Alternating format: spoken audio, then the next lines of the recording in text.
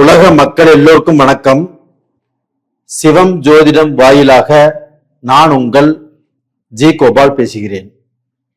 இன்னைக்கு பேசக்கூடிய தலைப்பு என்ன அப்படின்னா, செவ்வாய் பகவானின் பெயர்ச்சி. இந்த செவ்வாய் பகவானுடைய பெயர்ச்சி ஆகப்பட்டது எப்ப நடக்குது அப்படின்னா, ஏப்ரல் மாசம் 2ஆம் தேதி ஆரம்பிச்சு மே மாசம் 11ஆம் தேதி வரைக்கும் இந்த செவ்வாய் பகவானுடைய பெயர்ச்சி நடக்கும். கிட்டத்தட்ட 40 நாட்கள். அப்ப இந்த செவ்வாய் பகவானுடைய பெயர்ச்சி ஆகப்பட்டது கடக ராசிக்காரங்களுக்கு எப்படி இருக்கும்? அப்ப கடக ராசிக்கு 5ஆம் இடத்துக்குரிய கிரகம், அது போக பாத்தீங்கன்னா 10ஆம் இடத்துக்குரிய கிரகமும் செவ்வாய் பகவான். இந்த செவ்வாய் பகவான் ஆகப்பட்டது பெயர்ச்சியாகி 9ஆம் இடத்தில் குருடைய வீட்டுல இந்த சேர்க்கை நடக்குது. அப்போ அதே இடத்துல பாத்தீங்கன்னா சனி பகவானும் இருக்கிறாங்க. இந்த சனி பகவானும் செவ்வாய் பகவானும் ஜாதகத்தில், ஒருத்தருடைய ஜாதகத்துல செவ்வாயும் சனியும் ஒன்றாக இருந்தால் கண்டிப்பாக நல்லா இருக்காது. அந்த செவ்வாயும் சனியும் ஒன்றாக இருந்து ஒரு தசை நடத்தினாங்க வச்சுக்கோங்களேன், செவ்வாய் தசையோ சனி தசையோ நடந்தால் கண்டிப்பாக அது நல்லா இருக்காது. இப்போ நம்ம கோல்சார பலன் பார்க்கிறோம்.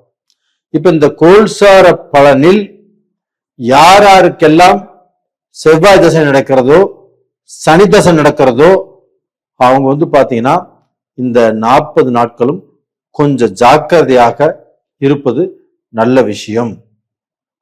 அதுபோக இந்த செவ்வாய் சனி சேர்க்கை அப்படிங்கிறது கண்டிப்பாக ஒரு திருப்தியை கொடுக்காது.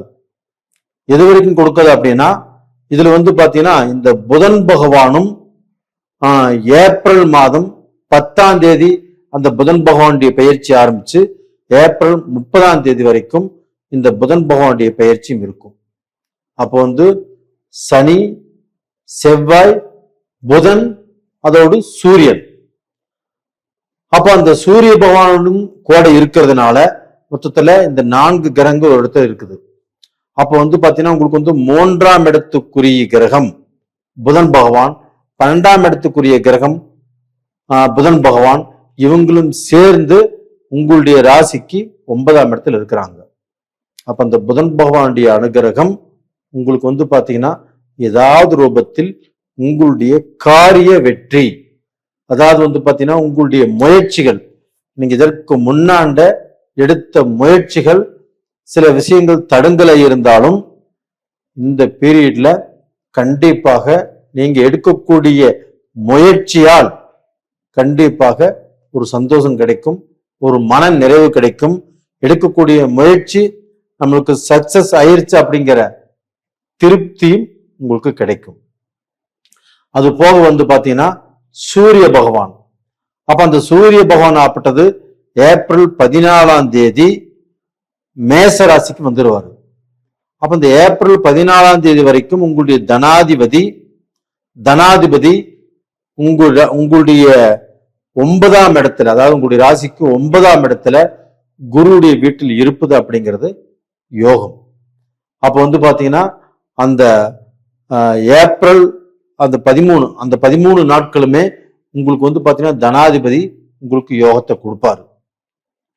அப்ப யோகத்தை கொடுப்பாரு அப்படின்னா பணம் வரக்கூடிய வழிகள் உங்களுக்கு பாத்தீங்கன்னா ஏதாவது ரூபத்துல நீங்க கொடுத்த பணம், ஒருத்தருக்கு பணம் கொடுத்துருக்கிறீங்க, அந்த பணத்தை கேட்கறீங்க, இது நாள் வரைக்கும் வராத பணம் இந்த பீரியட்ல நம்மளுக்கு வருவதற்கு வாய்ப்பு இருக்கிறது. அது போக பாத்தீங்கன்னா உங்களுக்கு புதிய நட்புகள் உருவாகும். அந்த நட்பு ரீதியாக உங்களுக்கு ஏதாவது ரூபத்துல சில காரியங்கள் நடக்கும். அப்ப அந்த நட்புனால உங்களுக்கு பாத்தீங்கன்னா ஏதாவது ஒரு ஸ்டெப் நீங்க மேல போவதற்கு உண்டான வாய்ப்புகள் உருவாகும். அது போக உங்களுக்கு ஃப்ரெண்ட் சர்க்கிள்ல ஏதாவது ஒரு நல்லது நடக்கக்கூடிய அளவுக்கு வாய்ப்புகள் நல்லா இருக்குது. அதே சமயத்துல பாத்தீங்கன்னா உங்களுக்கு அந்த ஏப்ரல் 14ஆம் தேதி உங்களுடைய தனாதிபதி சூரிய பகவான் மேசத்துக்கு வர்றாங்க. அங்க மேசத்துல செவ்வாயுடைய வீடு, அந்த செவ்வாயுடைய வீட்டுல அந்த சூரிய பகவான் உச்சமாகறாங்க. அதனால இந்த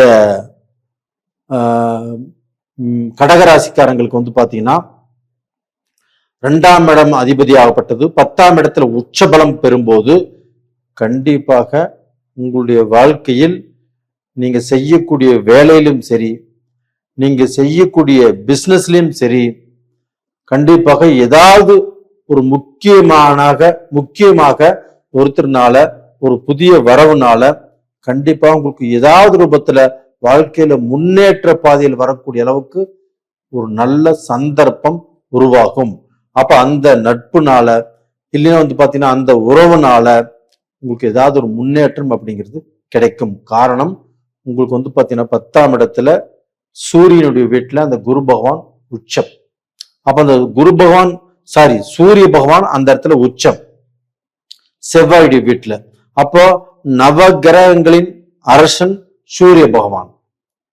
அந்த சூரிய பகவான் உங்களுடைய ராசிக்கு 10ஆம் இடத்தில் உச்சமாகிறதுனால அந்த 10ஆம் இடம் தொழில் ஸ்தானம் அப்படிங்கிறதுனால தனாதிபதி தொழில் ஸ்தானத்தில் உச்சமடைவதால் உங்களுக்கு வந்து பாத்தீங்கன்னா நீங்க செய்யக்கூடிய வியாபாரத்திலேயோ செய்யக்கூடிய தொழிலையோ நீங்க வந்து பாத்தீங்கன்னா வேலை செய்யக்கூடிய இடத்துலயோ இல்ல நீங்க ப்ரமோஷன் எதிர்பார்த்தாலும் சரி, இல்ல வந்து பாத்தீங்கன்னா நீங்க வேலையில அதிகமான சம்பளத்தை எதிர்பார்த்தாலும் சரி, இந்த பீரியட்ல கண்டிப்பாக உங்களுக்கு கிடைக்கும். அது போக வியாபார ரீதியாக தொழில் ரீதியாக ஒரு ஸ்டெப் முன்னேற்ற பாதையில் வருவீங்களோடையோ கண்டிப்பா கீழே போவதற்கு வாய்ப்பு இல்லை. கண்டிப்பாக நல்லது நடக்கக்கூடிய வாய்ப்பு உங்களுக்கு அந்த பீரியட்ல நல்லா இருக்கும். அது போக பாத்தீங்கன்னா இந்த செவ்வாய் பகவான் இப்போ 9ஆம் இடத்துல இருக்கிறாங்க அப்படின்னா குருவுடைய வீட்டுல அந்த குருவும் செவ்வாயும் நட்பானவர்கள் தான்.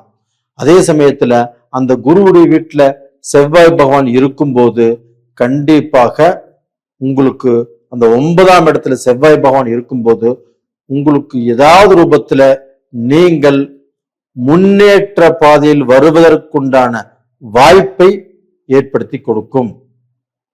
அது போக உங்களுக்கு வந்து பாத்தீங்கன்னா இடம் வாங்குறதோ இல்ல வந்து வீடு கட்டுறதோ இல்ல வந்து பாத்தீங்கன்னா ஒரு தோட்டம் வாங்குறதோ இது மாதிரியான விஷயங்கள் கண்டிப்பாக நடக்கும். அது போக ரியல் எஸ்டேட்ல இருக்கிறவங்க கடகராசியில் பிறந்தவங்க ஒரு இன்ஜினியரா இருக்கலாம், இல்லைன்னா பில்டிங் கன்ஸ்ட்ரக்ஷன் பண்றவங்க இது மாதிரி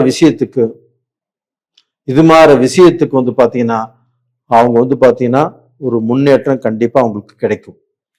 2வது வந்து பாத்தீங்கன்னா இப்போ வந்து இப்போ ஒரு திருமணம் குடும்பத்துல வந்து பாத்தீங்கன்னா திருமணம் நடக்கணும், என் தம்பி கல்யாணம் ஆகணும், தங்கச்சி கல்யாணம் ஆகணும் அப்படின்னு எதிர்பார்த்துட்டு இருக்கிறவங்களுக்கு இந்த பீரியட்ல கண்டிப்பாக அந்த திருமணம் அப்படிங்கிறது அமையும். அந்த வாழ்க்கையில சந்தோஷமும் கிடைக்கும். அப்ப இது நாள் வரைக்கும் நீங்க எதிர்பார்த்து கொண்டிருந்த தடைப்பட்ட திருமண வாய்ப்புகள் இந்த பீரியட்ல கண்டிப்பாக நடக்கும். நேயர்களே, இந்த பதிவு கடகராசிக்காரங்களுக்கு கண்டிப்பாக மனதார பிடிக்கும் நினைக்கிறேன். நானும் பிடிச்சிருந்தா லைக் பண்ணுங்க, சப்ஸ்கிரைப் பண்ணுங்க. உங்களிடமிருந்து விடைபெறுவது உங்களின் ஜி கோபால். நன்றி, வணக்கம்.